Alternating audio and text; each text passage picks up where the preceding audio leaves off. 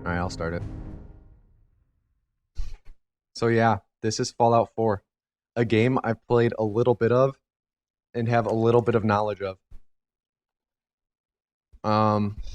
This game was last ran at GDQ by Bubbles and it was SGDQ 2016? Yeah. And the run has come a long way since then.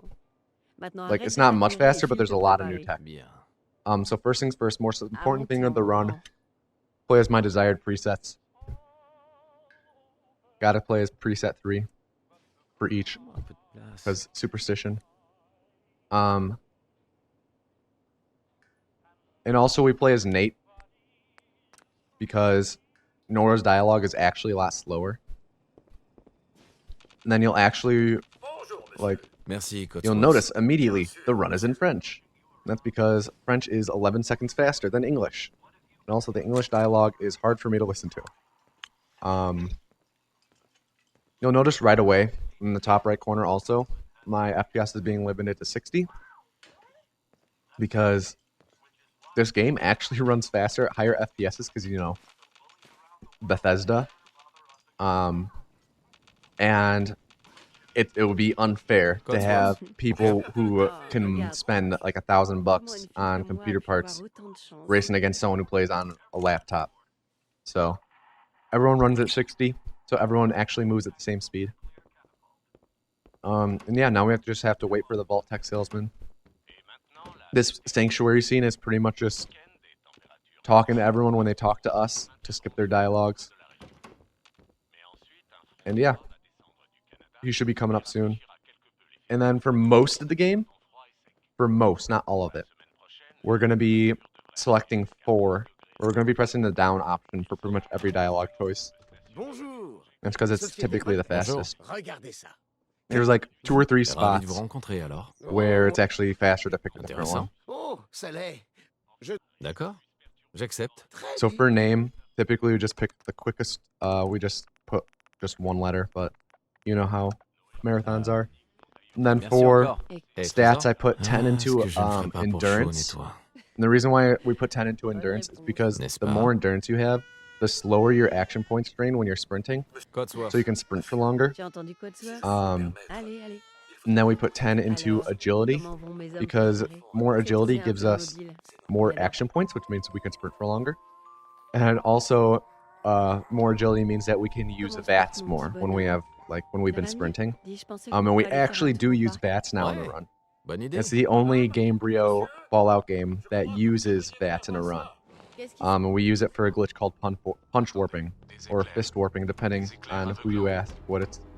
Everyone calls it different things, but typically it's called punch warping. It's a rather new tech, found within the last like 2 months. It's a really cool method of movement. We use VATS for that. So pretty much we just gotta wait for French Ron Perlman to tell us it's time to go. We're just gonna ditch our wife and child and just try and save ourselves and get into the vault as quickly as we can. Vite! And then do some totally developer-intended jumps over some fences. I like to imagine just the dude hurdling these fences and his wife is just barely hanging on behind. I'm gonna talk to this dude. And right there, if you mash E, when he says list, there's a chance that you can skip that little line, so it saves like a couple seconds. Now we're gonna stand on here and wait for the bomb to go off. Alright, that's it. Send it down. Almost there. We're gonna be okay. I love you. Both of you. We love you too. Boom. Oh my god. Gasp. Now. Send it down now. Hold on. Can't this thing move faster? Oh god, oh god, oh god, oh god. Accroche-toi! On peut pas aller plus vite! Oh mon Dieu! Aidez-moi!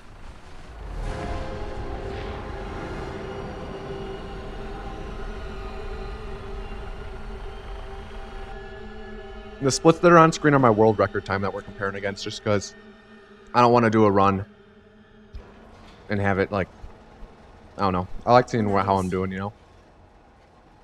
Also, I apologize if you hear any chewing. I'm eating some goldfish casually while I do this run. En ordre, s'il vous plaît. Inutile de s'alarmer. Vous allez tous intégrer vos nouveaux logements. And now that we're in the Bienvenue dans vault, l'abri 11. we gotta go and Donc là, on doit... pretty much L'escalier. Ouais. get through this vault sequence as quick as we can and make sure our wife dies as quick as we can. The way we do this is just jump over here. We're gonna grab this thing, kind of do a 180 no scope on it. Et maintenant? It saves like half a second to grab it when we're further away from it. Bon, vous trois, suivez-moi. On a It's actually faster notre maison. to walk in first person than third person.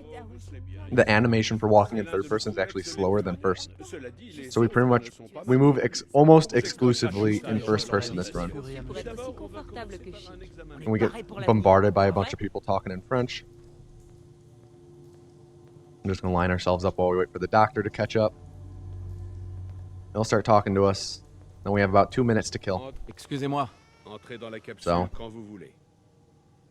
Gonna do what I usually do during these cutscenes. Avant de pouvoir aller plus loin, One vous second, let me devez get it ready. être décontaminé et dépressurisé. Détendez-vous. C'est une This is what I usually do during the cutscenes. Just play Pokemon. So right now we're in the Safari Zone. I'm trying to remember how to get through all this place. I can't really remember. It's been so long since I played this game casually. Also, doesn't help to get through the Safari Zone when you're playing because I do like little speed boost, so it doesn't go as slow. But yeah, so this scene is where Kellogg, well, we don't know his name is Kellogg at this point. He pretty much comes and kidnaps our son, Sean, and then kills Nora. And we remember it, and we're like, oh, we got to get revenge on this dude. We remember his face very vividly. And yeah, pretty much the entire plot of the game for the first half is find Kellogg, get your son back. But you'll see what we do with Kellogg later on. We have a nice gentleman discussion with him.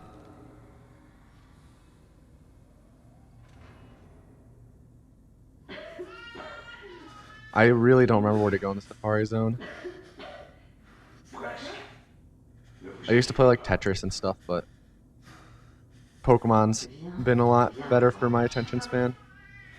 Oh, time's up right when we get to that? Come on.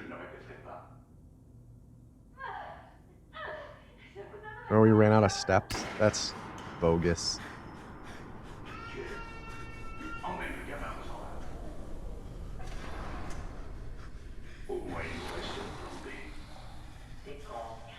And yeah, so Kellogg is they shoot our wife, and we just kind of sit here and watch and play Pokemon.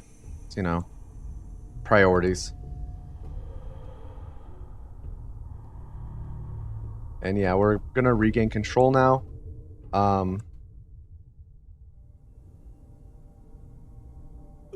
And yeah, let's actually play the game. Let's get the run going. That first part is pretty much autopilot at this point. Done it so many times. So, pretty much you can grab items in this game and look down and run backwards into a wall. And the items will push you up over walls and through them. And we do that in the vault first with 2 cones. I call them VLC clips. Just grab the cone, bump it around a little bit to get it oriented right. And then just climb up a wall, up over. We don't do a ton of fighting in the game. We do a fair amount. More than other Fallout games, more than most speedruns of third world, open world games or RPG games. Do a decent amount of combat in this game. We just run past all the rad roaches. We don't really need to fight these guys. We only kill people we need to kill. And then we're gonna do the second VLC clip.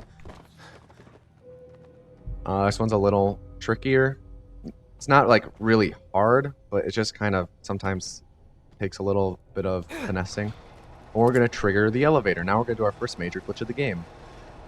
Whoa, how'd you slingshot back like that? Well, that's called a cover slide. When you aim around the corner of something, aiming from behind cover, then you enter third person and stop aiming at the same exact time, the game stores your coordinates of where you're standing. So then the next time I'm in first person and I have my gun out, both those conditions need to be met. I get slingshotted back to where I was standing. So now, what happens if I trigger it? If I load into a different area, and then I trigger the cover slide. Well, what happens is that the game then slingshots me to the coordinate equivalent of where I was standing, but in the new location. So we use that to slide around the map. And right now you'll see in the upper right corner, I limited my FPS to 30 now. And that's because cover slides are actually more consistent at different FPSs. So I lower mine to 30. Some people lower theirs to like 20.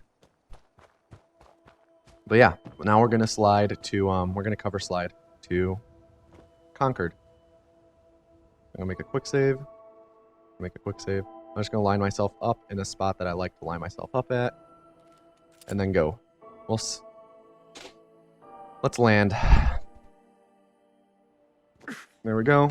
Now I raise my cover or my FPS again, and now we're gonna go and help out the Minutemen. So we have to, like, typically in the game you can actually skip the entire Minutemen portion, but in order to build the teleporter later on in the game, in order to get into the Institute, we have to at least have helped them. So we can't just go straight to like Diamond City and progress the main quest. I'm only gonna kill a couple of the guys out here, just for a couple pipe pistols because they're good for clipping. And we're also gonna look for a melee weapon, but there's one that always spawns sitting on a table, so I can grab that if none of these guys. But it's like super important not to be too slow or hesitant when you run around and grab the pipe pistols off people, because you'll lose a decent amount of time to that. Pipe pistol? That was pretty slow and hesitant, but now I have to get a fusion cell so I can use power armor. This is like completely random how this lockpick goes, so you just gotta get kind of lucky. There's a switchblade sitting on a table right here that I'll grab. Now I have a melee weapon. We need a melee weapon in order to punch warp, and I'll go over that later when we get to it. This guy will always also spawn with a melee weapon, but it's usually not as good as one. When we grab Jet in that cooler, it's random what will spawn in there, but we need Jet for the end of the game, so we get it now. Or it's good if we can get it now. I'm going to set up one more cover slide right here. There we go. And instead of helping them kill the Deathclaw, we're just going to ignore their problems because we have problems of our own. Gotta go fast. And yeah, now we have a second cover slide set up. And this one we're going to trigger a little differently. So as I said before, cover slides are triggered when you enter first person with your gun out. And you can actually, like, doing that uses all the cover slide at once, but if you go into third person and then take your gun out and then tab into your pit boy, you can break up the cover slide into chunks. Okay, I just messed up real quick. Let me do this real quick. This is no big deal. When you enter third person, or when you're in third person with your gun out, like, your cover slide won't trigger, as you can see. But entering third person, or entering the Pip-Boy, it counts as being in first person. So you can, like, tab in and out of your Pip-Boy really quick with your gun out in third person.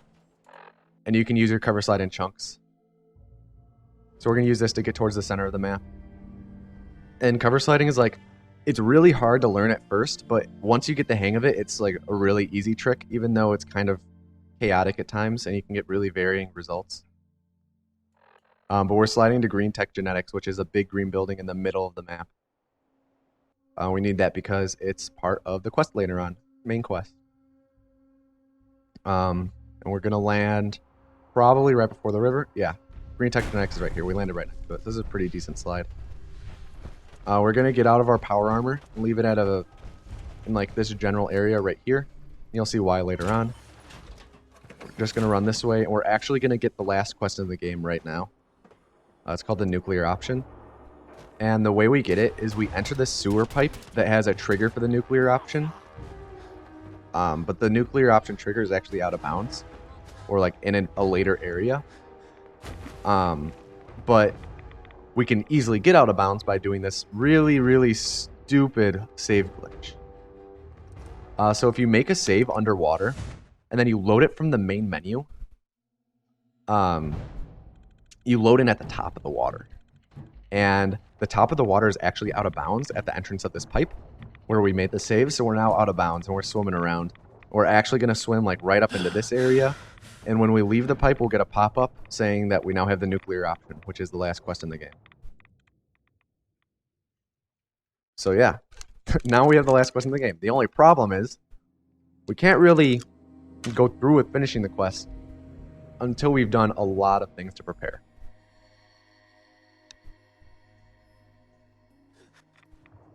And the first place we're going to go to prepare is Goodneighbor. Just because there's a vendor there named Daisy. And Daisy actually sells a lot of things we need. So we're just going to run this way. We used to run several blocks to the south, but it's slower. And also we need to grab a we also need to grab this frag mine that's sitting there for punchwarping. Punchwarping is a really cool glitch that saves a lot of time and makes a lot of really hard strats a lot more consistent. So I'm going to walk up here, and we're going to jump into this totally Bethesda-intended load zone.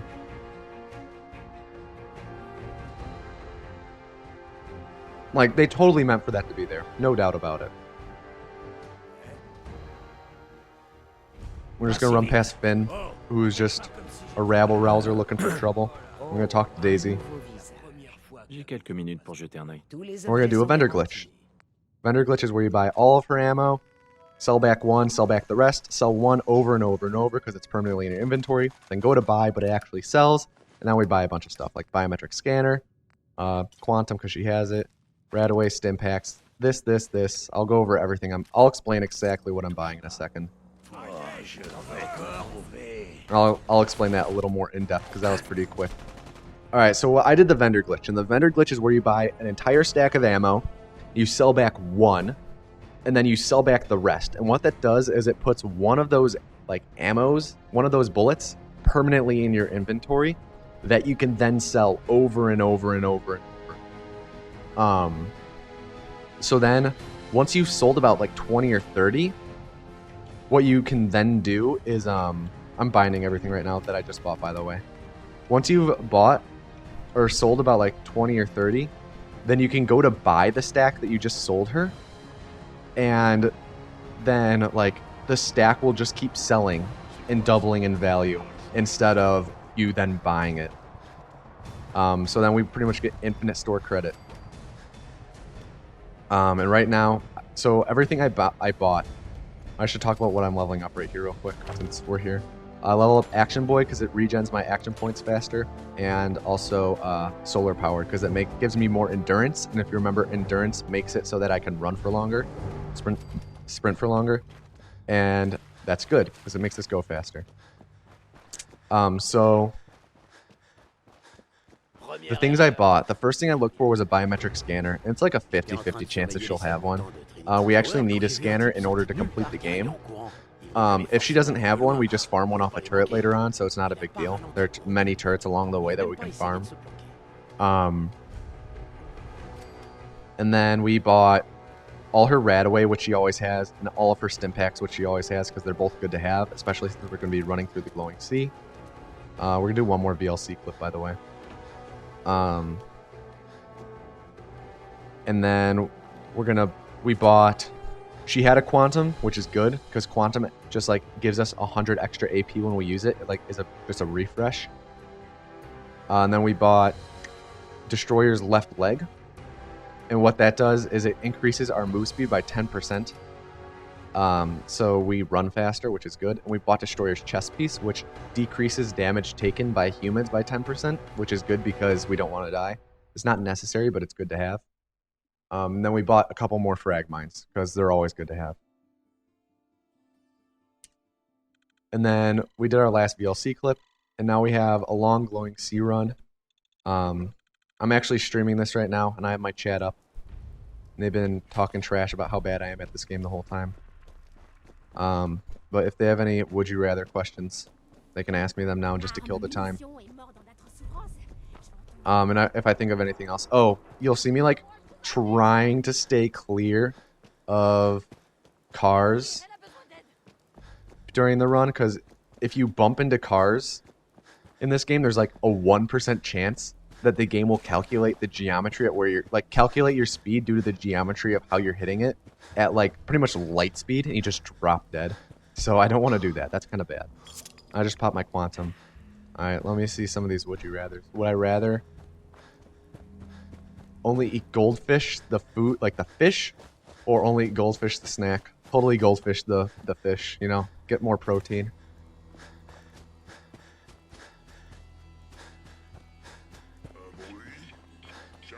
Would I rather run Anthology Elder Scrolls or talk to Sunny Smiles? Sunny Smiles is an NPC in New Vegas, and we never talk to her, even though it tells us to mid-run all the time. I would rather run Elder Scrolls, TBH. Would you rather be hesitant or slow? Probably hesitant. Just because that means, doesn't necessarily mean you do things slowly, it just means you take a while to do them and start up. Would I rather eat a goldfish or get eaten by a goldfish? I don't know what the inside of a goldfish looks like, so that would be kind of cool. Would I rather be the king of New Vegas or talk to Sunny Smiles at the Prospect or solo king of New Vegas? Easy. Would I rather lose a run to Suicider or Jetless? Oh, that's a tough question. So Suicider, he was that dude who was running at me with the beeping bomb a little bit ago. He can blow up on you randomly. And the very first time I ever ran this game at a marathon, it was an online marathon, I died to him. And it was the first time I think we had ever seen anyone die to him. So I was a new runner at the time, and I felt really embarrassed about it. And I still get flack for it. Would I rather only speed cripple forever or die? Speed cripple. Speed cripple is a terrible glitch in Fallout 3, but makes you go really fast. Would I rather have any New Vegas crash... Or would I rather have New Vegas crash every time I play or miss my PB by 1 second? Probably miss my PB by 1 second. That would just mean I'm really consistent. 360 Kellogg or touch a car? I'd rather touch a car because there's only a 1% chance of dying. Would I rather run a game in French or Spanish? It's French, just because then I won't get comments, why is it in Spanish on YouTube? Would I rather get all locations or achievements in Fallout 4 as a speedrun? Ooh, that's a good question. Ooh, that's probably all achievements. Am I gonna run Fallout Anthology? Wait, is there an achievement for every location? Because if so, then every location. Am I gonna run Anthology glitchless? I'm not gonna say no to ever running Anthology glitchless, but I like Anthology how it is. I like doing Anthology runs how it is. Anthology glitchless might be a little too much, but I'm never gonna say no. Would I rather do a non-standing Kellogg slide or memory den punch warp? Non-standing Kellogg slide. Easy.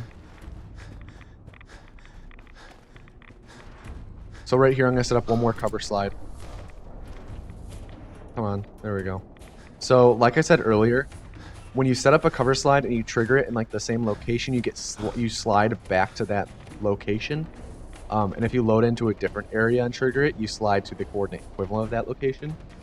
Well, we're going to actually trigger this one in the Commonwealth, and we just set up that cover slide. If you imagine the map as a square, we just set up that cover slide in the bottom left corner of that square. And then we're going to go to the top left corner of that square, and we're going to trigger it. And that will slide us down the left edge of the square, which is the map. We're actually going to stop our cover slide halfway, because we're going to be doing the third person one. So we're just going to not enter our Pip-Boy once we get to the point where we're at. We're just going to slide down the left side, and we're going to stop about halfway. So yeah. This is how we're going to get to Kellogg, to meet up with the guy who killed our wife. Would I rather fight one super mutant sized rad roach or 100 rad roach sized super mutants? That's a good question. Depends on if the super mutants have any weapons. Like if they have mini nukes that still did a lot of damage, probably the rad roach. Would I rather run Tactics or Elder Scrolls Anthology? I don't know. I mean, I plan on running both, so I mean, probably Elder Scrolls Anthology, because it's shorter than Tactics. But I'm still going to run both. So I made a hard save outside of that cave for a reason that I'm about to explain. And also, we just fast traveled back to not the Museum of Freedom, Green Tech, in order to get back our power armor. And I placed it in a specific spot so that when I load in, I can just mash E, and that will have me enter the power armor while I'm loading in, like this. So load warping is a glitch. So typically when you're inside of a building, you can't fast travel out, and you have to run all the way out, and that's really slow, and we don't want to do that. So instead we load warp. Load warp is kind of a way to fast travel out of buildings. The way it works is you make a quick save, then you load an old save that's like right next to like a door or something. 1 second, let me start this. You load an old save that's right next to a door, and then you enter that door or like passageway, and you quick load while the screen is fading to black, and then it'll put you on the other side of like the door or whatever, but you'll be the character from the quick save. So pretty much it allows you to load old saves and maintain progress. Right now I'm doing another cover slide, by the way. So yeah, we load warp pretty much to get out of buildings and stuff really quick. This is a pretty bad cover slide, I would say. We'll see where I land, but it seems pretty bad.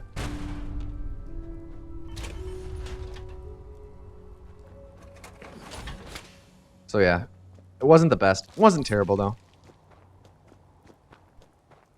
Now we're just gonna go meet up with Kellogg. But yeah, pretty much anytime you see me load an old save, it's because I'm load warping. And as I said, load warping is our way of fast traveling out of buildings and like to other locations. Right here, I'm gonna do a horizontal gun flip, which is pretty much like using a gun to push us through a wall. Just turn slowly. Just wait for it. Sometimes it's like slow. Game kind of does it on its own.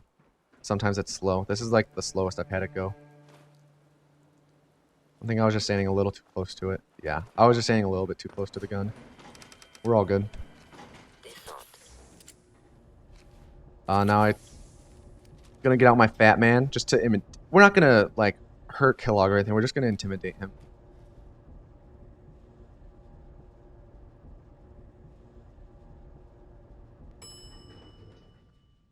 We're gonna do one more like item climb with a pipe pistol in order to drop to the lower level of Fort Hagen where Kellogg is. We're literally sequence breaking this entire part right here.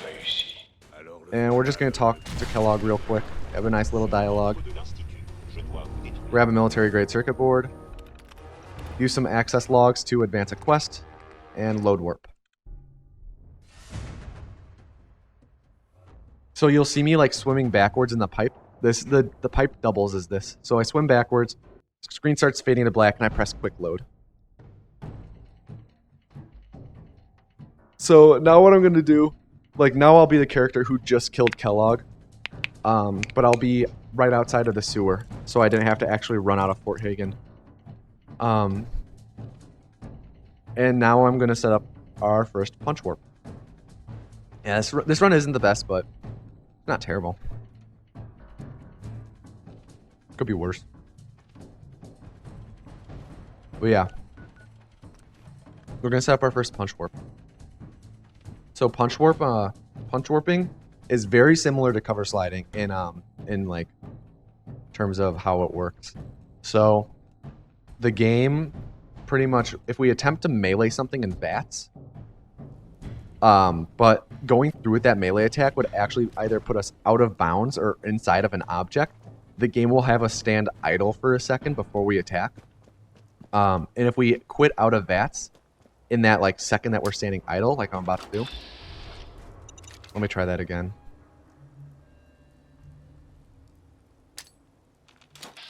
There we go. So there was like a second where my guy was just standing there not doing anything. And I exited out of VATS in that second. And what that did was it stored my coordinates of where I was standing. So the next time I attempt to melee something in VATS, I just show up at the coordinates of where I'm standing. Or where I set it up. And we actually use this to skip what was like considered the most like probably like the hardest and most cancerous part of the run that ended a lot of runs. Like it's arguable about what's the worst part of the run, but we pretty much got rid of one of the worst parts, and it's amazing. It's just amazing. It was found by the Brongmeister, Brongle. the strat man. Him and Gingenia, the two strat men. So once we enter Park Street Station, I'm just going to throw another frag mine on the ground because we can really trigger it on anything. And now we're at the end of Park Street Station. And we're entering Vault 114. Really nice. We skipped having to do a horizontal gun clip, jumping down onto this really narrow beam, and then like jumping and hitting a door while we're falling. So it cut out a lot of really sloppy stuff. Right now I'm going to do a really quick item climb. This one's a little tricky, but we just have to try and stop like right on top of the red pipe. It's kind of hard to do. But if we make a quick save on top of it, we should be able to just stand on top and then jump, but the game doesn't always cooperate with this red pipe. There we go. We got a good footing now. We just hopscotch on over. We jump into this room and we talk to our boy Nicky V. Salut. And we're gonna say, hey, pretty much. Okay, so I should explain this. Normally, when you talk to him at this point after rescuing him, he says, "Oh, there's my knight in shining armor," and it's like, that's normally what happens. And then you have to go meet him at Diamond City. And there's a lot you have to do. But because we already went to Diamond City, and because we already killed Kellogg, which we weren't supposed to be able to do, when we talk to him, it actually initiates the dialogue of if we had already rescued him, talked him at Diamond City, and went and killed Nick. So, pretty much we skipped a big chunk of the game just by killing, like, clipping into Fort Hagen and killing Kellogg. So I load warped out again. And now, to, like, progress the quest, we have to go back to Goodneighbor. And if you remember, last time that I was there, I stole a Fat Man and Mini Nuke. So they didn't really like me for that. But because it's been 2 days since I stole it in game time, they're like, "Oh yeah, you cool, you cool." They sort of just grant blanket amnesty over anyone who stole from them over 48 hours ago and hasn't gotten caught. So I'm still eating those goldfish, by the way. That's what I'm chewing on. Ça va, mon pote? So we're gonna go and do some stuff with Memory Den, which is where Nick will meet us, and it's where we're going to progress the quest further by going into Kellogg's memories. First thing we're gonna do is talk to Dr. Amari. We're actually gonna set up another punch warp because it skips a dialogue between Nick and Amari. Je vous en supplie.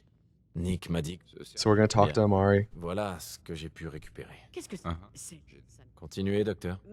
Make sure we have our melee weapon. Merci beaucoup, Nick. Frag mines equipped. Throw frag mine in the corner. Set up punch warp. Run. And what we do is we exit the memory den when Amari says a certain line, and then we go and trigger our punch warp to get back to her really quick. So right there, she said the word continue, and that's our like audio trigger for leaving. And this skips like a couple lines of dialogue. Saves like, I think 5 seconds.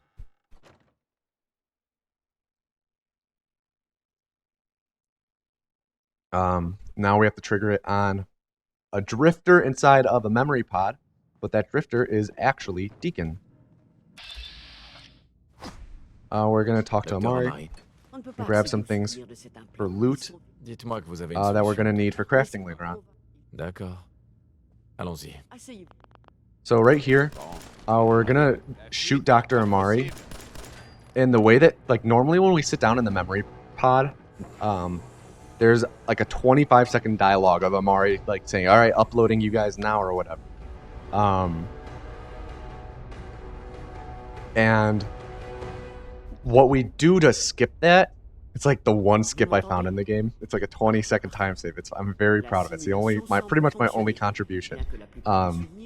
Is if we shoot Amari, so she aggroes to us, so that Nick aggroes to her, because technically Nick is our follower, and then we down her. She won't die. She has the Last Stand perk from Call of Duty Modern Warfare on, so she just gets downed, and she just kind of sits there. If we do that, and then we get into the memory pod really quick, then it skips that dialogue. But all those conditions has to be met. Like, all those conditions have to be met. Otherwise, it doesn't work. But she's still alive because she's marked as essential right now, so we can't kill her until we complete this quest. So she's still alive because Bethesda game making, you can't kill someone if you need them for the quest, right? So she's helping us through the memory sequence and everything. And yeah, we're gonna sit here for about, once we get to the end of this, we're walking on the neurons inside of Kellogg's brain. This is where we're gonna learn about like how they get in and out of the Institute. And from there we're gonna like pretty much go into, I think this is the end of Act 1. So we're gonna go into Act 2. This game has like 3 acts. And so I should mention that there's actually a specific script in the game for de-aggroing Nick from Amari, and we kind of abused that. We found out very recently how to read the scripts of the game. There's actually just like files of them inside of the game files. And we pretty much found one that's specifically about de-aggroing Nick from Amari, and we found out, oh, that's kind of how we abuse it. That's kind of what we abuse for the memory den. So that's kind of cool. Kellogg. We're still trying to get through this safari zone. Let's see. Skull Bash? Should we give Skull Bash to someone? Oh, he already has it.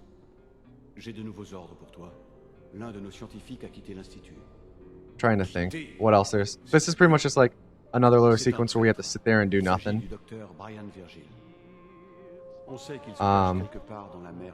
There's not really much to do at this moment.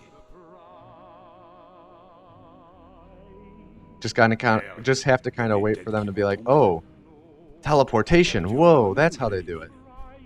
And this is like supposed to be like a big reveal in the game, kind of, but it's not really that like jaw-dropping in reality.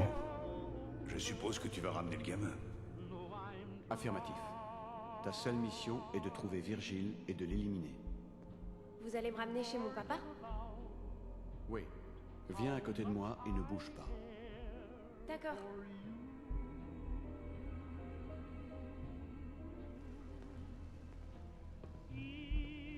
There we go.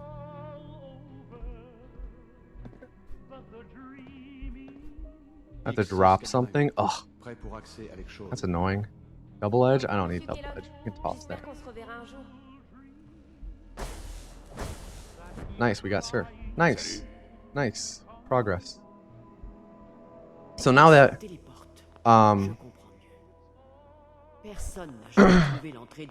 now that we have seen that they use teleportation, we can leave and progress the main quest. And in order to progress the main quest, we have to load warp to that that save that we made outside of that cave.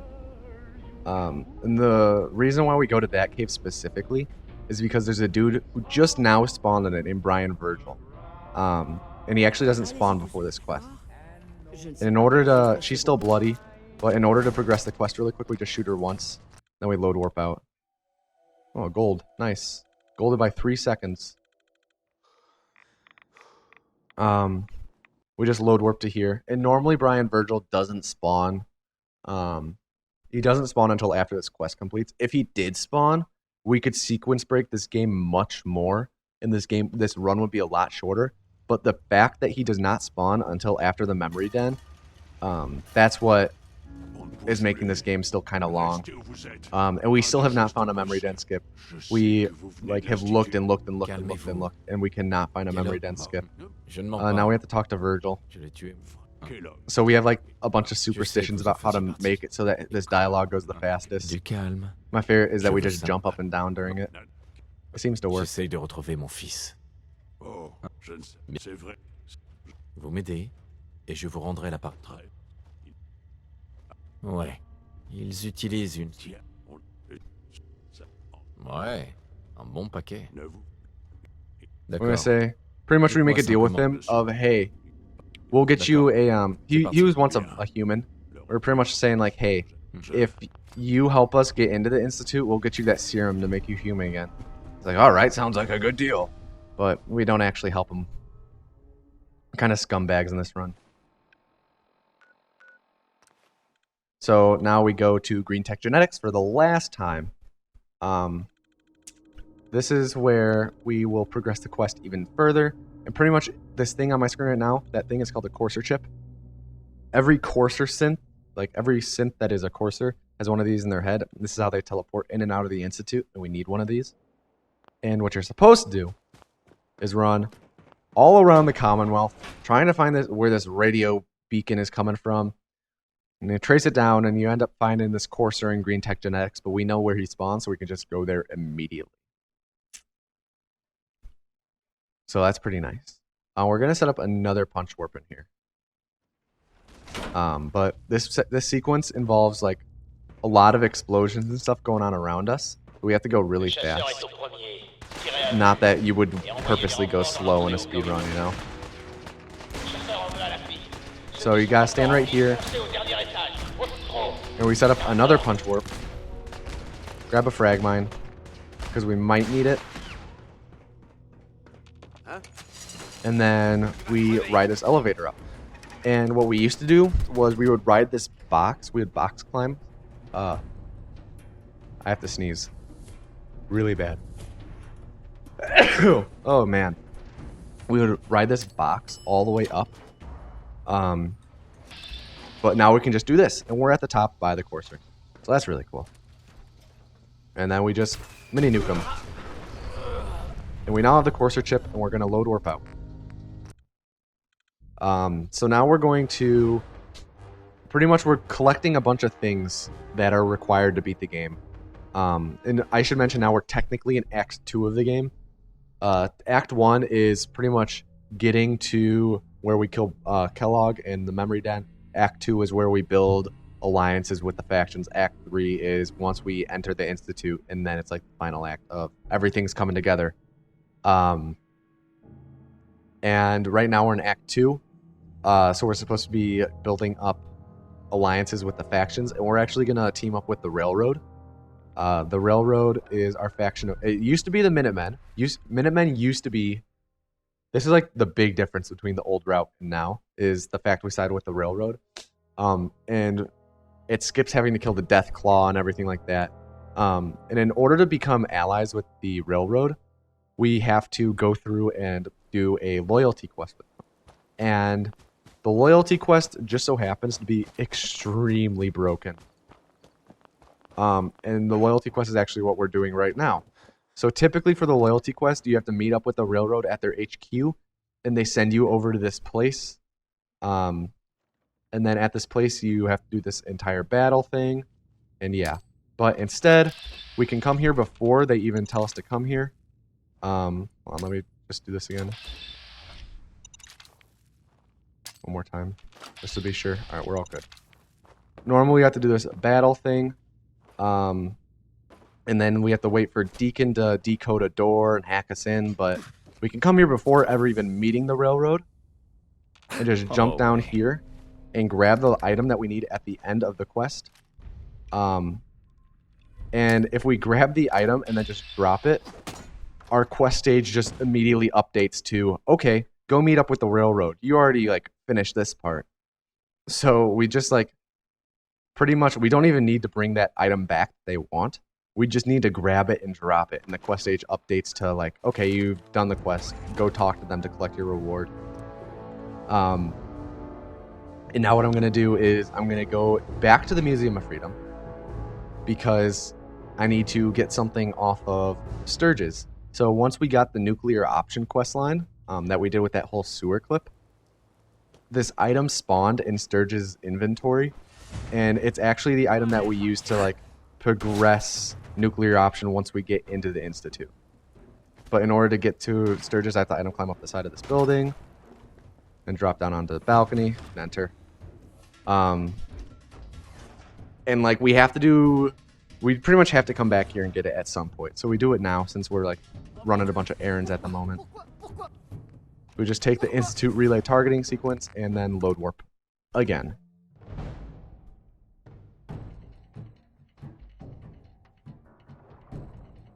So again, the screen will fade to black. Quick load.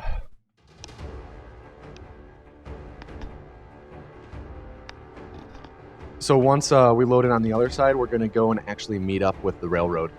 The railroad actually, like, we haven't met them yet, but we're technically about to be allies with them. Like, we like really twist up this this game's shoelaces and make it really confused.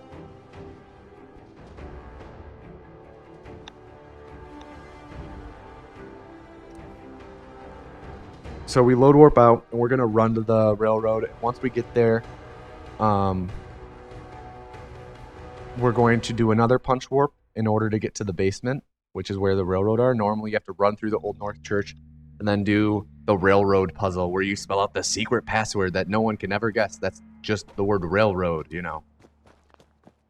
It's like if my password for everything was tomato anus, which it totally isn't. Don't try it. That's totally not my password. Totally not.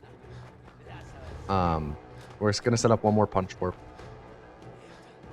Or another punch warp. There's more after this. There's one more after this one. We toss this in there, set it up, and then we're gonna go. And we're gonna enter here. Before we load in, we're gonna say thank you to the Paul Revere statue. Papa Paul bless. He's the father of speedrunning. Gotta thank him for the run we're having so far. We're gonna trigger the punch warp. Trigger it with a grenade. Land, and now we talk to the railroad. And they're like, stop it. How did you get down here? And they're like, well, your password is your name. What do you expect? Quoi? Je n'ai pas cherché à vous contacter. We're just going to talk with the railroad now. And pretty much we're going to become allies with them within the next like 40 seconds. Bien. J'espère qu'on arrivera à trouver un accord. So keep in mind we've never met any of these guys really before, other than attempting to melee attack Deacon. And we talk to him, and he's like, hey, right now he thinks like, hey, we're not even at the railroad HQ. We're still outside of where we got the Carrington's prototype thing that we dropped. So he gets really confused for a second. And now we talk to we talk to Des about this entire mission we went on. And she's like, okay, you're part of our team now. I'm like, oh, okay, that was easy. So we're now part of the railroad, which means we can shoot them up to 4 times without them being aggro, and that's important. So when someone's your ally in this game, you can shoot them like 3 to 4 times without them getting mad at you and becoming hostile. And when you shoot an NPC and they don't aggro to you, it actually skips a line of dialogue that they're saying. So right there, we just skip 2 lines of dialogue, one on Des, one on Tinker Tom. And now we're going to hand over the Courser chip that we got from the Courser. We're going to have Tinker Tom decode it so we can progress the main quest. Sometimes Des will lock up like this. And in order to skip the dialogue the fastest, we fast travel to where we're standing. We fast travel to exactly where we're standing, and then we just exit and re-enter. And that skips all the dialogue.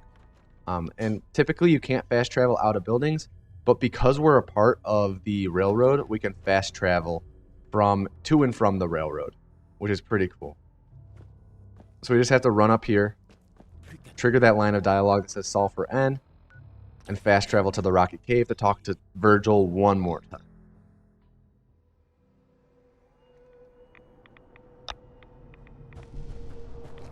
So this is the last time we're talking to Virgil. And it's pretty much where we give him the Courser chip that Tinker Tom decoded. And he's going to give us plans for a teleporter. And right here is one of the 2... I forgot to mention, when I was talking to Des a second ago, I chose an option that wasn't just down, because it like saves a second. And right here, we just be really mean to Virgil, because he loses us a lot of runs. We just mash right, which is usually the root option. And it finishes that dialogue like a second or 2 faster. And now that we have the plans for the teleporter, we have to go back to the railroad and talk with them again. And be like, what up? I'm back. We got plans. Let's do some stuff. So we go back and we talk to Des. And we're gonna say, hey, help us. And she'll say, oh, you should talk to Tinker Tom. And we'll go, okay, we'll talk to Tinker Tom. J'ai des plans pour fabriquer un intercepteur de site. So she's like, L'Institut utilise un téléporteur pour entrer. Bien. yeah, she goes, there we go. Talk to Tinker Tom. So now we have to go back in and go talk to Tinker Tom. Then he will give us, I think he's the one who gives us plans, or he like pretty much helps him build it. Yeah, we hand him the plans. Tenez, voyons ce qu'il nous He's faut. like, all right, you can build it anywhere. Je savais que ça vous parlerait, Tom. So we're gonna build it at Sanctuary, Beau travail, which is Tom. right next to where we started the game. Okay. So on the very first cover slide from the vault, there's actually a small chance that you can discover Sanctuary while you're sliding, and if you do that, it saves like 10 seconds because you don't have to run to it later. So ideally, that's what I would be doing at the moment, but didn't get Sanctuary, but no big deal. It's just like a small 10-second loss. We go over to Sanctuary, and we're going to start building the teleporter. Also, I need to drop an item that I forgot to drop. It's very important that I drop this item. Otherwise, it gets used. Like, pretty much we need that exact item. But that item can be, like, kind of scrapped and turned into other pieces.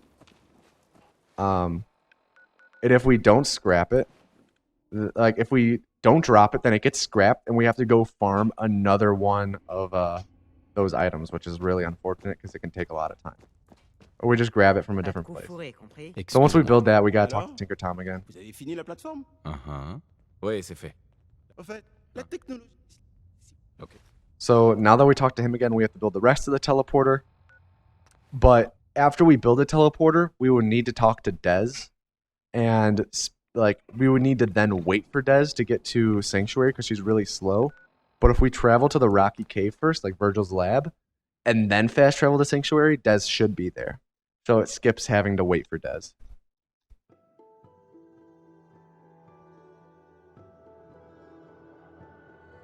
And then once we load in, we'll build the rest of the teleporter in our speedy fashion.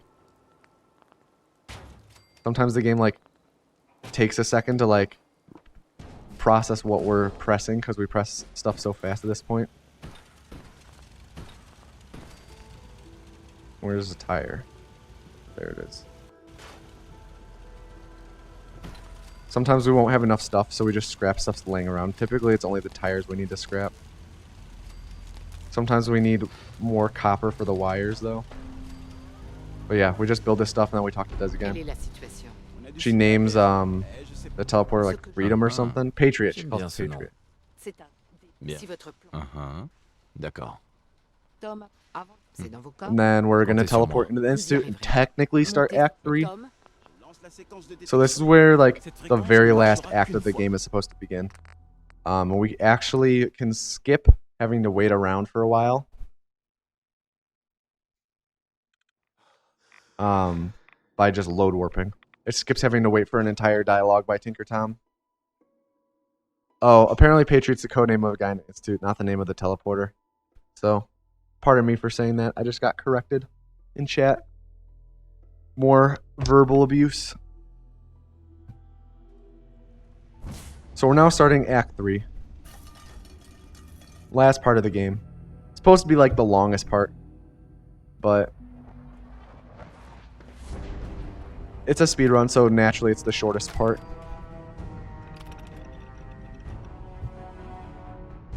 So we load up that thing we pickpocketed off of Sturgis, and that makes it so that the rest of the Minutemen will TP in. And, like, he'll give us a bomb then. And, like, pretty much, he gives us this bomb.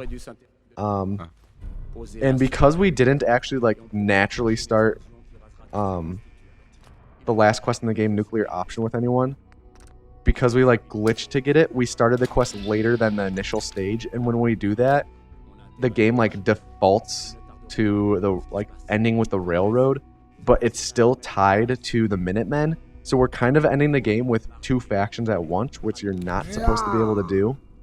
And right now, so if you sit down in that chair that you saw me sit down in, you can kind of just like stand up and you walk through a wall. And I just ran and jumped while using jet because it makes me jump further, and I hit a door while I was falling. And I also set up one more punch warp. Yeah, and now I'm about to go and plant a bomb on the reactor to blow up the Institute by just punch warping right to the reactor. And I'm gonna load warp to the sewer and then fast travel to back to the railroad in order to talk to Des again, because we have to talk to her a lot. But yeah, so we're technically ending the game as 2 factions right now, because like we built the teleporter with the railroad, and then we I might have fast traveled to the wrong place.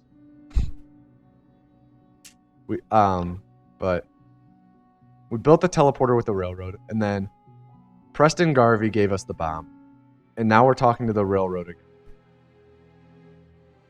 But yeah, the game just like falls apart right here. No, we're all good.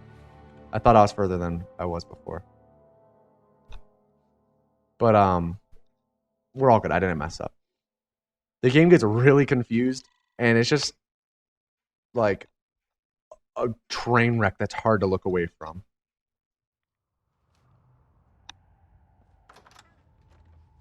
So now we have to go and talk to Des. The game's going to be really weird and try and teleport us around. And yeah.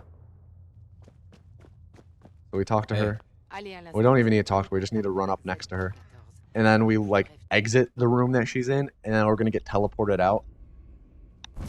So yeah, the game, like, it wants us to be in the Institute, but it doesn't. Like, we're supposed to be teleporting out right now, but it brings us back in.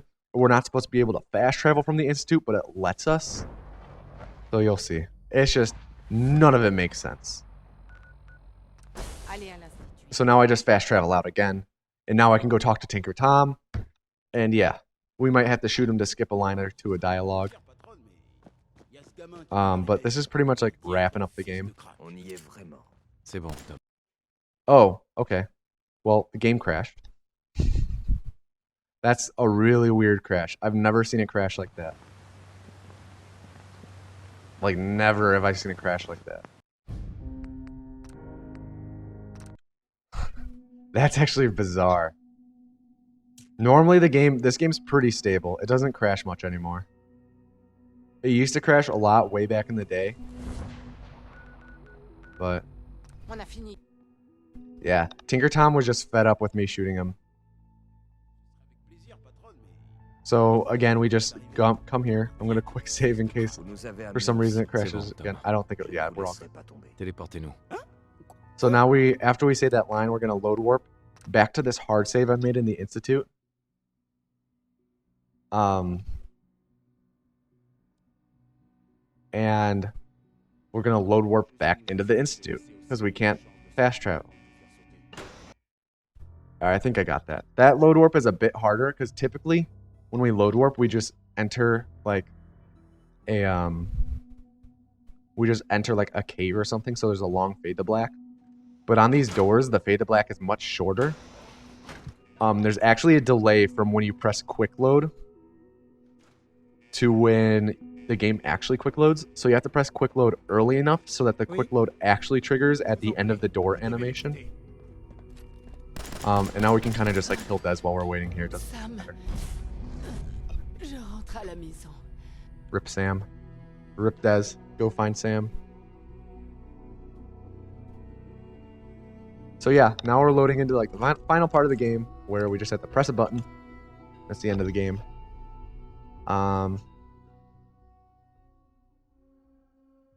Yeah, the reason why we're able to kill Des there and it doesn't mess anything up is because when we walk into that teleporter and wait around a second, it actually triggers the teleporting script. So killing her does nothing.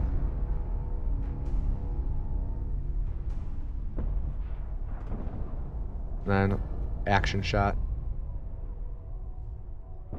But yeah, This is Fallout 4 any percent. Pretty cool. Pretty cool. Pretty messy. But pretty cool. And that's actually a second place time.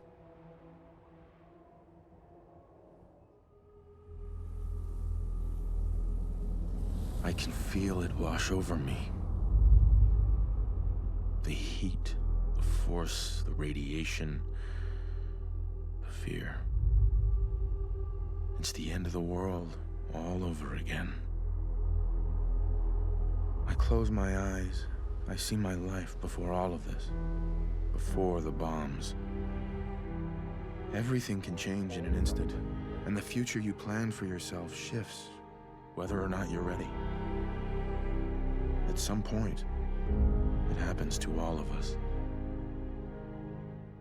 This wasn't the world I wanted, but it was the one I found myself in.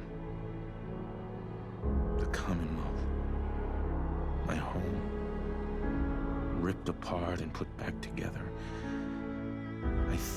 I hoped I could find my family, cheat time, make us whole again. The way we were. But now I know. I know I can't go back. I know the world has changed. That the road ahead will be hard. This time, I'm ready. Because I know war. War never changes.